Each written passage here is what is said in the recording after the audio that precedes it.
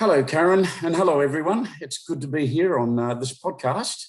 Today, we've got with us Karyn Weber, who's just finished a book called Dangerous Animals in the Home. And I welcome you, Karyn, and thank you for being with us. Thank you, Tony. I just wanted to explore a little bit in the series of podcasts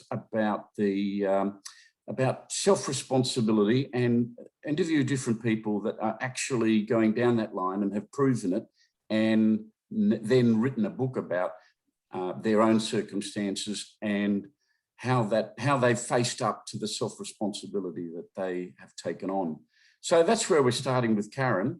And I've got to congratulate Karyn, you on the speech you made at the book launch. That was just so heartwarming and at the same time confronting. So domestic abuse is something that's very topical at the moment, of course, and I think the timing of the release of your book has been perfect. Tell me briefly about your book and where it comes from.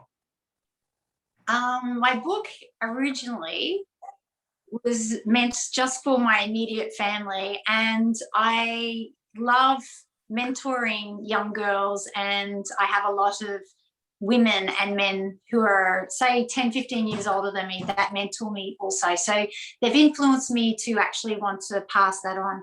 So originally I thought my book was just to explain to different family members each other's positions, as well as letting everyone know that as much as I was coming out, telling people about my childhood abuse, that I don't see my life about that. That's only part of my life. I really didn't want them to be scared that I was opening up Pandora's box, wanting to accuse or to hurt anyone.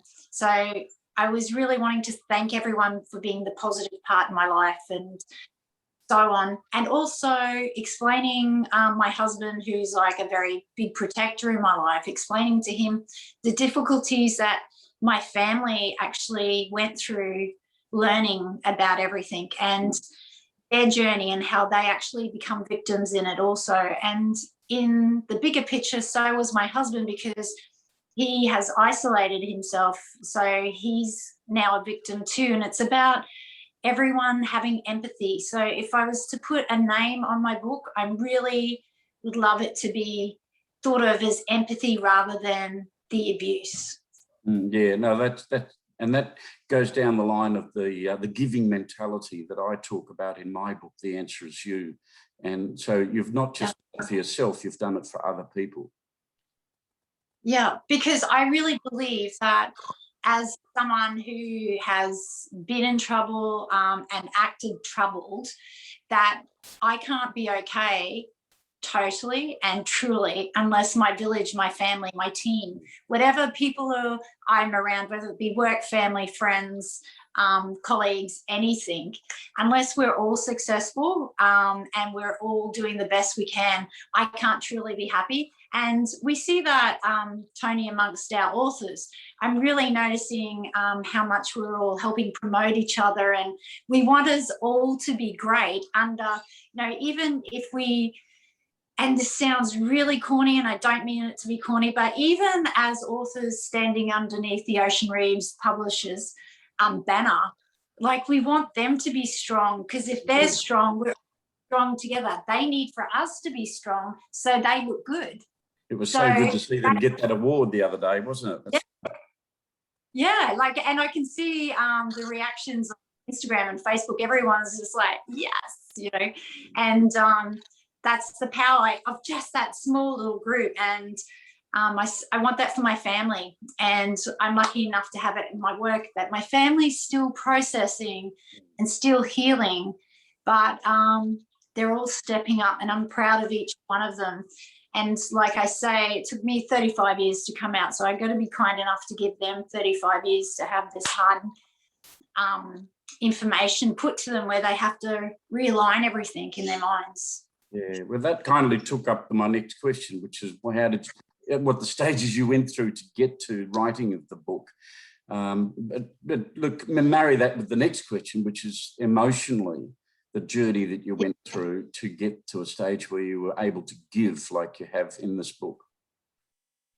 6 years it took to get this book published, and lucky that I entered the competition with ORP, which, you know, at the end of the day, Ocean and the team all say that it was a very tight competition. So I think it was fortune that got it there.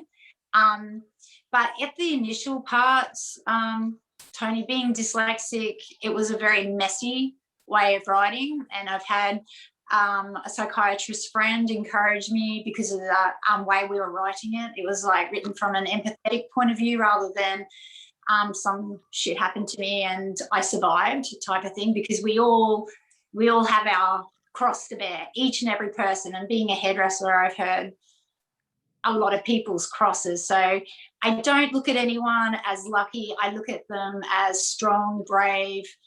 They've pushed through, and being most of the people that get through are clever enough to have good people around them they've chosen very well, or at different decisions they've had to let people go.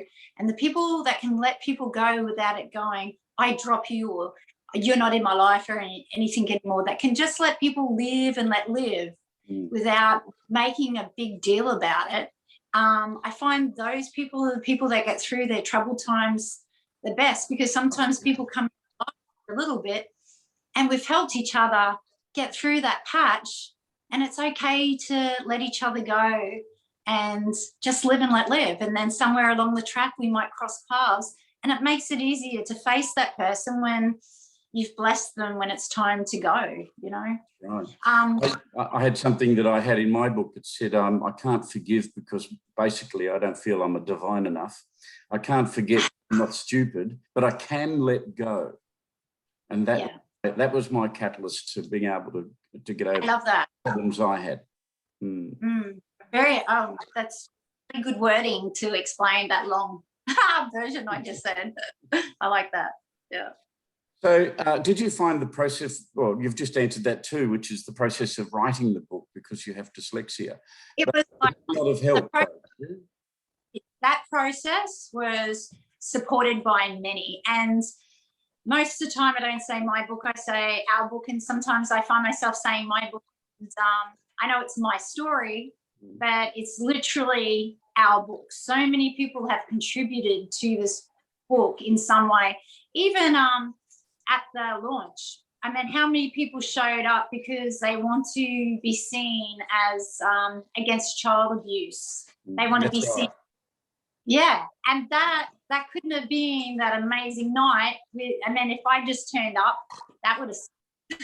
So, you know, I think it is about everyone joining up and making it stronger, whether it be my stuff, your stuff. We need each other to get ahead. So for me, the writing part was definitely a group thing. What was really hard at different points was the actual writing what happens and not making I didn't want it to be too detailed, but I wanted people to get where I was coming from.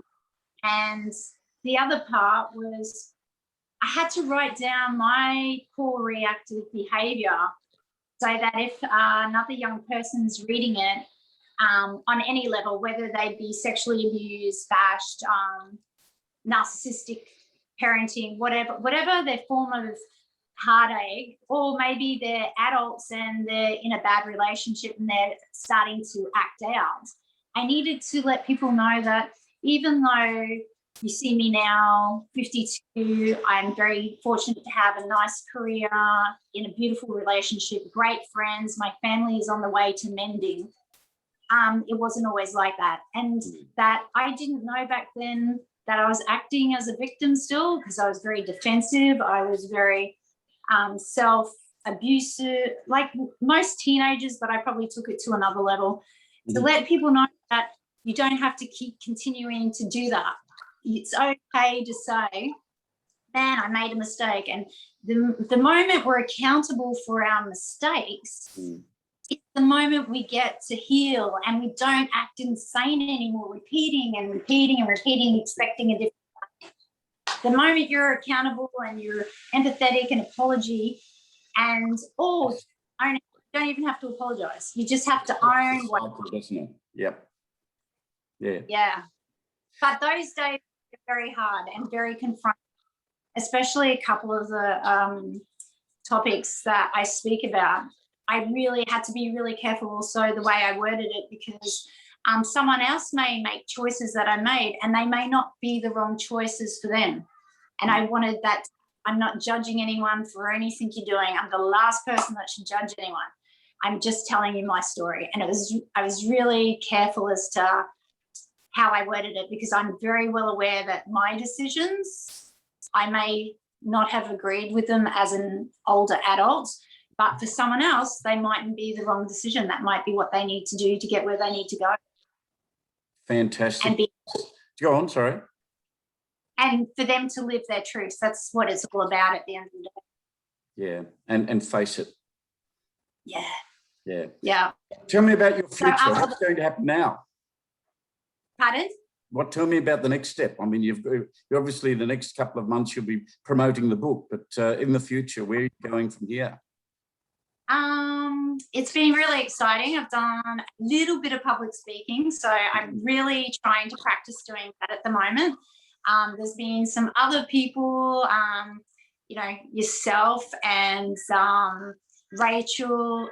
Michelle and Kim and Karyn Clark. There's so many people I'd like to work with, because you guys are very inspiring, and I think I have a lot to learn. You guys have been doing this gig for a lot longer than myself, and I'd love to start working with other authors that I already know and grow from their strengths, and hopefully I get to share maybe some of my old hairdressing skills or something, whatever. Do you mean, like, learn off of each other? That's where I'd like to go in the future. I've done a few book signings, and so mainly I would like to talk with groups of young women. I've done a little bit at Hannah's House, and that's our little local group here that help girls in between homes and things like that. Oh, yeah. So I'd like to, and Tony, you're the same type of person. Just making a difference in one person's life makes us feel so good. So then we start operating even on a higher level. And if we're doing it all kindly and humbly, I mean, we're just making a kick-ass little neighborhood, and then, you know, kick-ass little team over here and there, and then, yeah. I find it absolutely perfect. That's exactly right. I talked to a person who'd finished my book the other week, and just listening to her give back some of the information I had put into the book was inspiring for me and put me up another level. You're absolutely right. And someone else's interpretation, this is the main thing that's been happening. So people have been reading my book, same as what you're saying, and then they give me their version of their interpretation of something, and they bring me into a more understanding, mostly, of myself, because I'm like, man, that makes sense. That's why that happens, because they've experienced something in a different manner, and then they're sharing me back their experiences, and I'm like, because most of us, we're not too far from each other. I'm dying to read your book, Tony. I'm just reading at the moment Gaz's book, but you're actually on my list. I'm loving and knowing people, finding them better. Lovely. All right. Well, look, we'll finish on that note, but thank you so much, Karyn. You're obviously on the right track to make sure that the world is going to be a better place. People will understand that giving is the method to healing. And I think that's my message and your message both. What a wonderful gift you've given us all. Thank you so much, Karyn Webber.